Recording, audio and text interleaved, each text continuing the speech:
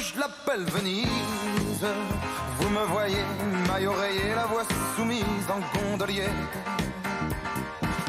Taquet en poule, cerise. Si j'arrive à mettre.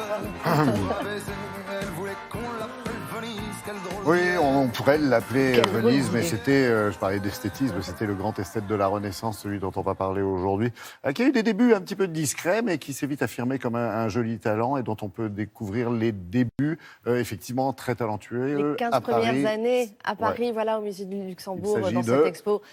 Tintoret, il Tintoretto, le Tintoret. Alors Tintoretto, ça veut dire petit teinturier parce que c'est pas son nom à l'origine de Jacopo Robusti. Mais Tintoret donc fait une carrière vénitienne au même titre que Titien, Véronèse. Donc il a quand même pas mal de concurrence dans cette ville. Il y avait du beau Mais monde. il y avait du beau monde. linge. Et vous savez qu'ils sont tous en concurrence là-bas. Oui. Mais du coup, ça crée, comme on le dit à chaque fois, la concurrence crée aussi une émulation parce qu'ils ont envie d'être le meilleur. Et Tintoret va très vite tirer son épingle du jeu dans une ville qui n'est pas gouvernée par ces grandes familles. Vous savez, il y avait les Sforza à Milan, les Médicis à Florence et puis les Borgia à Rome. Ces grandes familles qui ont protégé les artistes, mais qui leur ont imposé aussi, et aussi les papes. Oui, les bien papes, sûr. c'est les papes qui ont commandé, oui. par exemple, la chapelle Sixtine à Michel-Ange. Donc, alors que là, c'est une république, c'est un doge à Venise. Donc, du coup, il y a une liberté.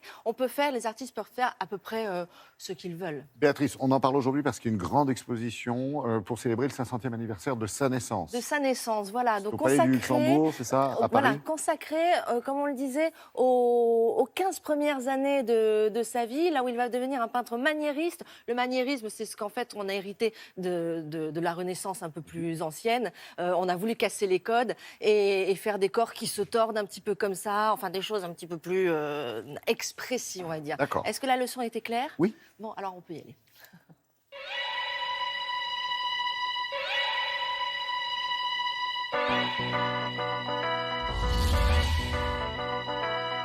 Tintoret, c'est un artiste qui est né à Venise en 1518 ou en 1519, qui va mener une grande carrière à Venise.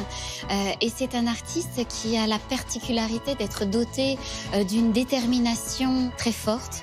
Et cette exposition, elle nous raconte justement la manière dont il est parvenu à s'imposer.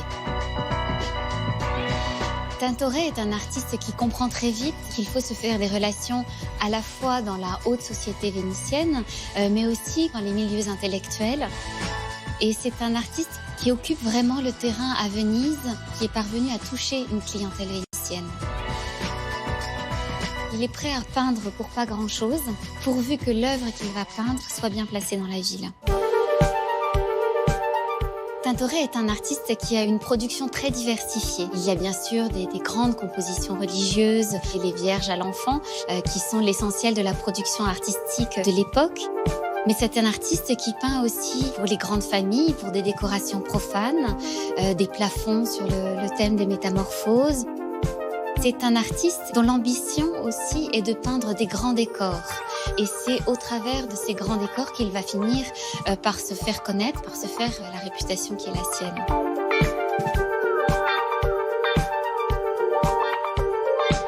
Tintoret a la particularité de peindre rapidement, de peindre par coups de pinceau assez libres, assez rapides, qu'il laisse assez apparent sur la toile. On sent qu'il a vraiment travaillé ses décors avec beaucoup de soin et qu'ensuite il a réfléchi à la disposition des personnages.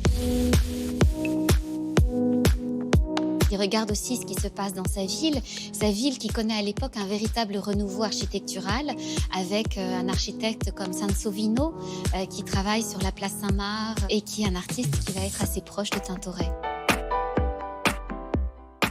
Tintoret est un artiste qui se distingue aussi par son art particulier du portrait. Ce sont des portraits qui sont assez austères et dans lesquels on sent que son attention se porte sur les visages, sur les regards qui sont particulièrement pénétrants.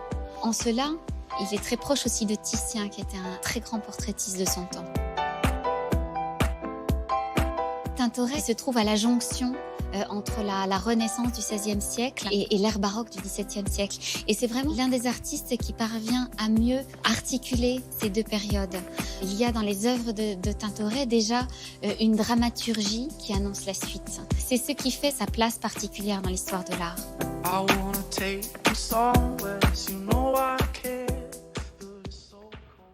Ah, vous le disiez, il y a du mouvement, il y a de l'expression et toutes sortes de formats. Oui, c'est ça va du tout petit format. Il y a des petits tableaux allongés, horizontaux, qui sont très, très italiens dans le format, parce que ça le servait d'habillage. Il décorait des meubles avec, au début de sa carrière. Et puis, il y a effectivement des grandes fresques, parce qu'on lui a commandé à Venise des très grandes fresques. Donc, comme c'est les 15 premières années, on voit toute son évolution du petit format, justement, au grand format. Merci, super sympa de nous avoir parlé de cette exposition événement, il faut bien le souligner.